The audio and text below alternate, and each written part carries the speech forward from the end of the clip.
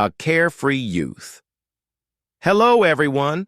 My name is Ariel, and this is my story, The Easy Life. When I was young, I thought life was simple. My father had money, so I never worried. I did not study much, I did not work. I had everything I wanted. If I saw something nice, I asked my father, and he bought it for me. My friends often told me to plan for the future, but I laughed. Why should I work? Why should I worry? My father had money, and that was enough. Every morning I woke up late. I had breakfast in bed. I watched TV for hours. Sometimes I went out with my friends. We ate at the best restaurants. We wore expensive clothes. We drove fast cars. Life was easy and fun.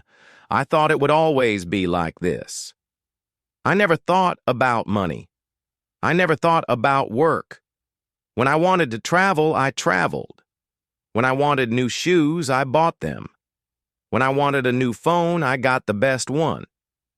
My father paid for everything. I never thought about how hard he worked. I never asked him about his business. I only enjoyed my life. I only thought about today. I never thought about tomorrow. A sudden talk. One day my father called me. He looked serious. "Sit down," he said. I smiled. "Yes, Father." But his face did not change. He was not happy. He was not joking. I felt a little nervous, but I did not know why. My father was always kind. He never said no to me. But that day, something was different. He took a deep breath and looked at me. "You are not a child anymore," he said. "You must think about your future." I laughed. "Father, I have everything I need." He shook his head. "No, my son. You have everything because I work hard. But life is not always easy. One day, things may change." I did not understand. I thought he was worrying for no reason. I smiled and said, "Do not worry, Father. Nothing will change." He did not smile back. He looked at me for a long time. Then, he said, "We will see." I did not know what he meant. I thought he was just in a bad mood. I stood up and left the room. I did not think about his words. I went out with my friends. I laughed. I spent money. I did not know that my life was about to change. A new perspective. The next morning, I woke up late, as always. I stretched and picked up my phone. There were many messages from my friends. They wanted to go out. I smiled and got ready. I wore my best clothes, sprayed my expensive perfume, and walked downstairs. But when I reached the living room, I saw my father again. He was waiting for me. His face was serious.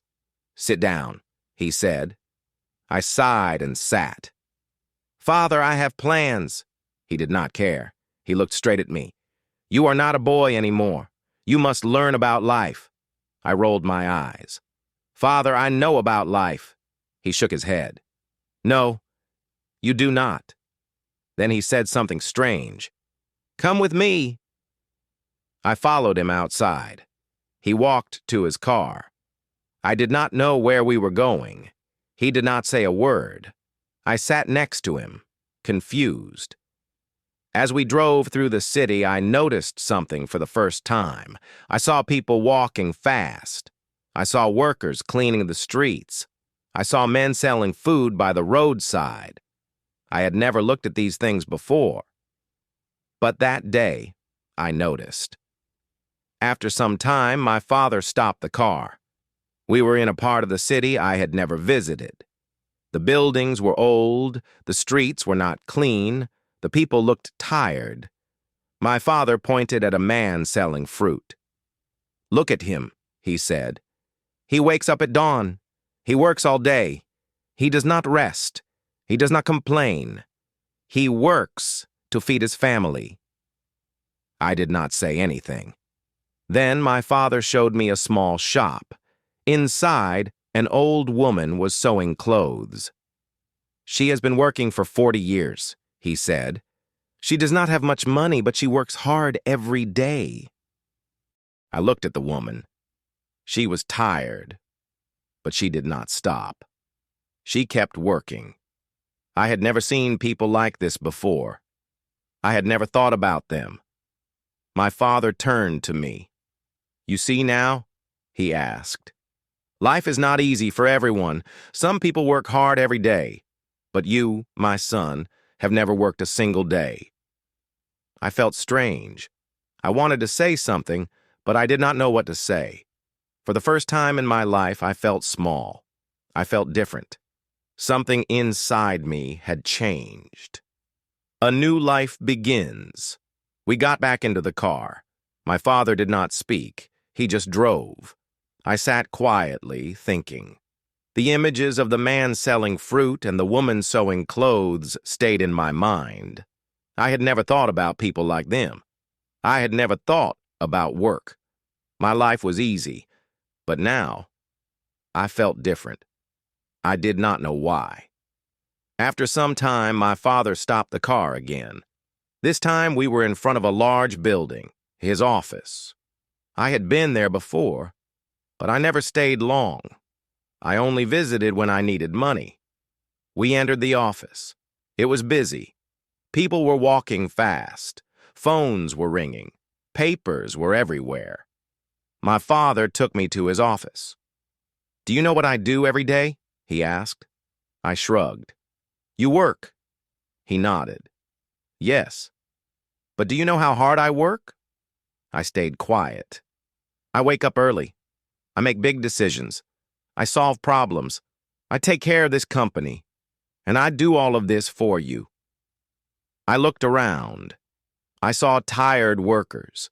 Some were writing reports. Some were making calls. Some looked stressed.